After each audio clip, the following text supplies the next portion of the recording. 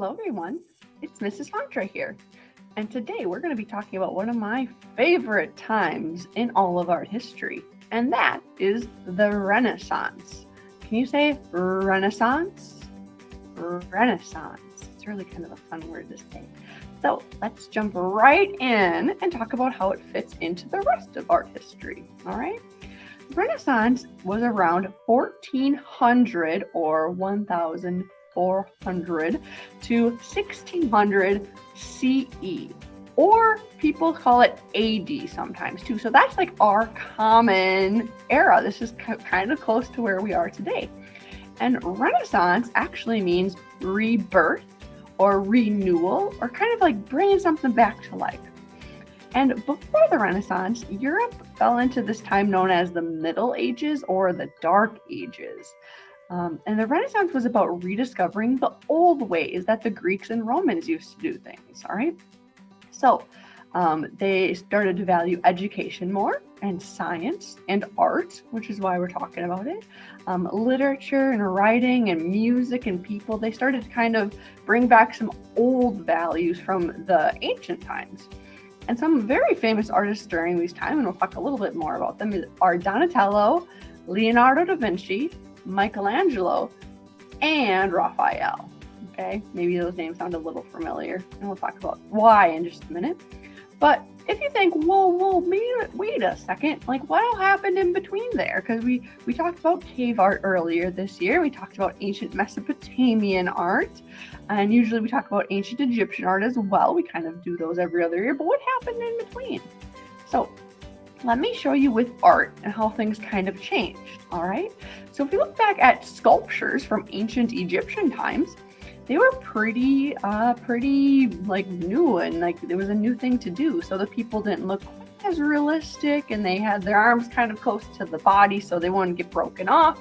But as time went on with the Greeks and the Romans, they learned how to get pretty good at making these sculptures look like actual people. You can see from the timeline of how the statues changed, they look more and more realistic, right?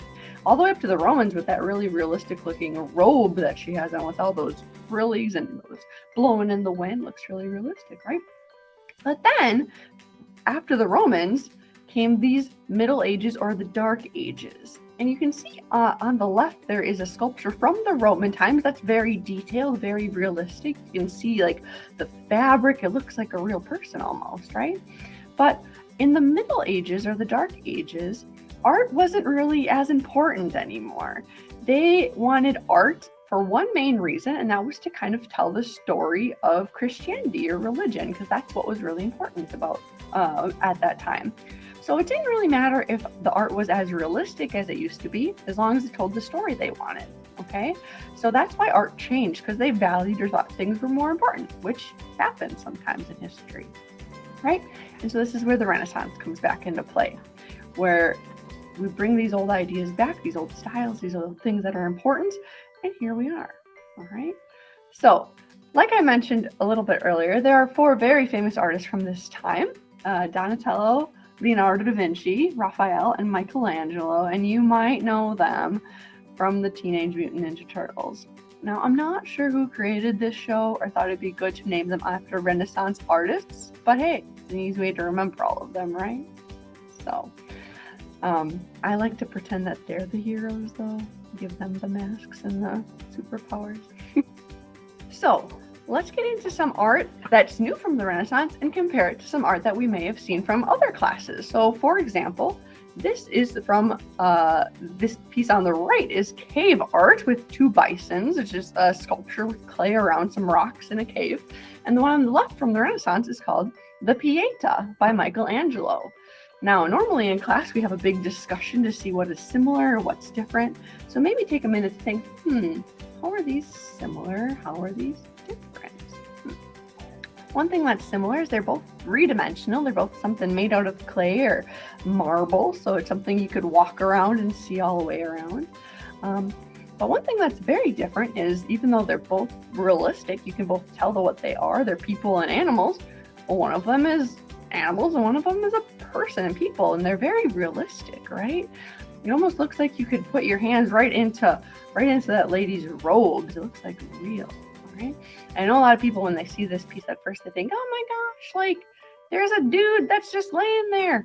Well, the story behind this piece is that it's Mary and Jesus after her son died. So it's supposed to be really kind of a sad piece. So he wouldn't be wearing a full piece suit, right? He died. So it's kind of sad. But anyway, the whole point of the Renaissance is being realistic and kind of having some religious stories behind it too, to kind of bring the Middle Ages together with the Renaissance. That's how that kind of happened. All right. So again, very, very realistic, right? Here's another one to kind of look at, the Renaissance versus ancient Egyptian. The painting from the Renaissance is done by Raphael. And the one on the right, we don't know the artist because it's so old, but maybe you can see that they are both people, right? They're both people that are painted, but the one from the Renaissance by Raphael is very realistic, right? You can see those pudgy little baby arms. It looks like you could just give a baby a little pinch on the cheek. It's so realistic, right? There's light and dark and medium values all through it. Like the Egyptian one is all just solid black hair or solid skin or solid colors. It's very solid. But even just looking at like this lady's red shirt, look how many different types of red are mixed in, right? There's light red, medium red, dark red, there's shadows. There's so many colors in that, right? So it looks a little bit more realistic. Okay? All right, on to one more to show you. We'll be talking about some more Impressionist artists in the future here, but one of them we like talking about is Claude Monet, and you can see his painting on the right with lots of bright colors and kind of a sunset, a little fuzzy looking. And the one on the left is a painting by Leonardo da Vinci, right? You can see, again, I think the big theme here is it's very realistic, right? You can see the people, there's an angel, there's a garden, there's some landscape in the way back. It looks pretty realistic. Monet has really bright colors. And do they have as bright of colors from the Renaissance? Not as bright as Monet. And his artwork was made a couple hundred years later, so they had better paints then. So the colors are much brighter for Impressionist and Monet kind of art. All right. So from here, I'm going to stop sharing my screen and I'm going to get out of here for just a second, but I'm going to be getting into what your grades project is, because it might be based on one of the artists we learned about and maybe some other common thing from Renaissance. So stay tuned and find out.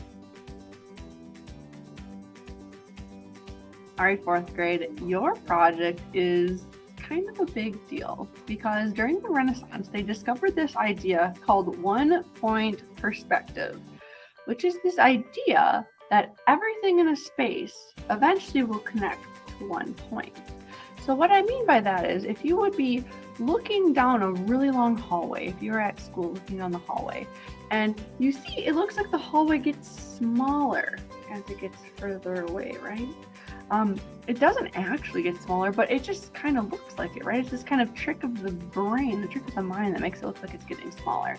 Or if you're like walking, or if you're in the middle of a street, watch for cars. But if you're in the middle of the street, it looks like the road gets smaller as it goes further away. And that's that idea that everything is vanishing to a point. So we're going to kind of play with this idea using simple shapes, okay?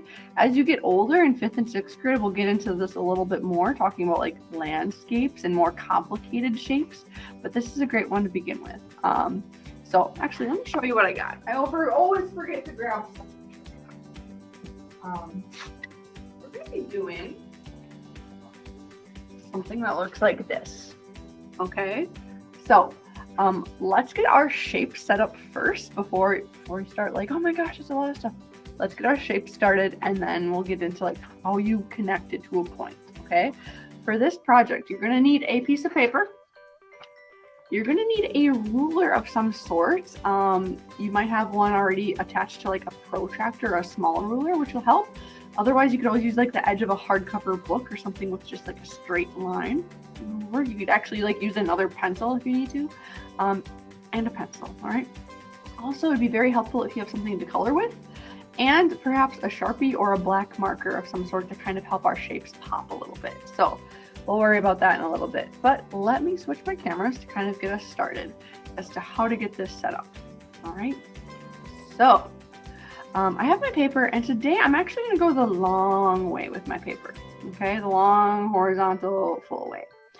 And what I'm going to do near the middle does not need to be perfect. I'm going to just put a dot with my paper, and that is going to control. I'm going to make that a little bigger so you can see it. That is going to control the rest of our drawings at some point. But before you get all worked up or nervous or scared, we're going to just draw some shapes to begin with. Okay. So with your ruler, we want to do very geometric or very straight edged shapes. If you want to do curves, it's going to get much, much more tricky, and we can talk about that in a little bit. But let me draw a couple shapes just to get us started. You're going to want to, if I put my ruler kind of across my paper, you're going to want to put 3 shapes on the top half and 3 shapes on the bottom half. So if you remember what mine looked like, a little bit like this, like square, hexagon, triangle. Don't worry about the other lines yet, okay? So just to draw a couple, I'm going to do a triangle over here. And like I said, it's not going to be always a perfect shape, but if you're using a ruler, it's going to help kind of keep those lines a little easier, okay? Just a triangle. I'm going to do maybe another 4-sided, 5-sided shape. I don't know. And they don't, like, it doesn't have to be a perfect square. It's okay if they're kind of weird, because, you know, shapes don't always have to be exactly what you want them to be.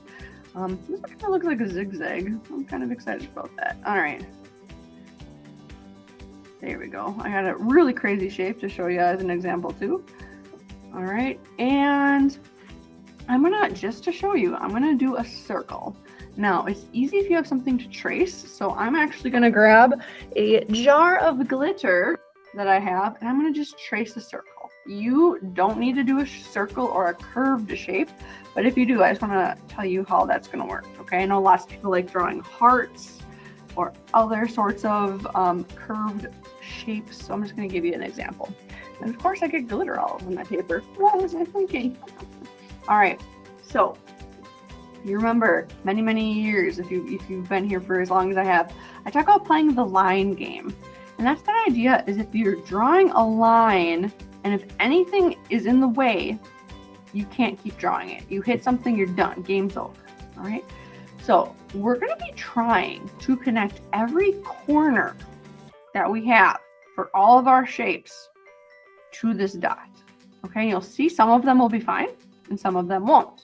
Okay, so for example, with my ruler, I'm going to start with my triangle because that was the first one I drew. I'll say, okay, here's one corner, and I'm going to try to use my ruler to connect it to the dot. So I'm going to kind of sweep it over. Oh, look at that. From this corner to the dot, there's nothing in the way. So that means I can draw it. So I'll go whoop, and I'll connect it to that vanishing point. All right, let's try another corner. I'm going to do this bottom one over here. Put that here. Line it up with my vanishing point, and oh, nothing is in the way. So I can go, boop, slide it right there. We're off to a good start. And you can kind of see it looks like it's popping out of that spot, which is kind of what we're going for. Now the top of my triangle, I'm going to try to connect here, and you can see already I'm going to hit this corner of my shape. So let's see how this works out here. Top corner of my triangle to the dot, and as I'm drawing it, whoa! I have to stop. I'm all done. My shape is blocked. I can't go anymore. Line game over. All right. So that's the general idea. So let's talk about a confusing shape. Okay. So for example, we know this bottom corner, well, it might get really close to my triangle, or it might even like share a line, but I'll go here, go to my dot. Be all right. Looks good. Bottom is connected. All right, this bottom should go pretty well too. I'm going to go to this bottom corner. Say, yep, nothing's in the way here. Okay, but then you get some that are kind of stuck in, like this one. These are pointing out. These are stuck in. So for example, this corner, if I even line up the ruler is going through the whole shape. So can I do that one? No, I can't. This one right here, if I put my pencil on it and try to line up my ruler, nope. My whole shape is there. I can't even do that one. Okay, so some points you might not be able to connect. I do this top one up here, try to connect it to my dot, put my pencil here, put my ruler on the dot. Well, I can connect part of it, so I'll go game over. I hit my shape. Can't keep going. And we're gonna go over here and do the same thing. So you gotta really be thinking like pencil on corner, ruler on dot. Can I draw? Yes. Can I draw all the way? Maybe, maybe not. This one is a no. So I have to stop right there. All right, and that's all I can do for that one. Now, like I said, the more complicated shapes are, the more lines you're gonna have going on. For curves, here's the lesson here. You don't have a corner to start. You're like, what am I doing? I don't know. And then where do you go? Where do you begin? So where you begin, you actually start with your ruler on that point, on that vanishing point, and you kind of move or rotate your ruler until it falls off your shape. Okay, so if I'm on my dot and I'm going nothing, nothing, nothing, nothing, nothing, oh, I hit my circle. That's where you can connect it then, if you have a curved shape like that. Okay, so from here, I got the bottom of my circle, but now I'm like, okay, there's a circle in the way. I can't draw anything. And oh, I got to my top edge here. And I can connect that dot like this all the way to the top. All right. So you are going to be doing, like I said, 3 shapes on top and 3 shapes on the bottom. Okay. So let me switch my camera around here. So when you're all done, I would like you to color them in so you know which lines go with which. Okay. You can see on this one, I colored the very front shape that I started with. I made that one really, really dark, okay, for all my shapes. And then the other sides, I did lighter and kind of a medium color, okay? So you can kind of play around with light, medium, and dark colors for your 1-point perspective shapes, all right? So I know this is a tricky one. So if you have any questions, comments, and concerns, please let me know. Like I said, or like I was telling you earlier, if you want to outline these with Sharpie so you see them a little bit clearly when you're all done, that's a great idea. You don't need to, but it's going to make it easier to be like, okay, this goes to that shape and this goes to this shape, so you can kind of see it a little bit easier. All right. If you have any questions, thoughts, concerns, please let me know. There are a lot of YouTube videos out there too as well for 1-point perspective. So if my version or my explanation wasn't quite enough for you, maybe you could look there as well. But like I said, if you want to know anything or have me try to explain it in a different way, I would happily try to help you out with that. All right. Please put these into the Google Classroom when you're all done so I can mark them off in my book. And I look forward to seeing what you come up with for your 1-point perspective based on the Renaissance. Happy creating!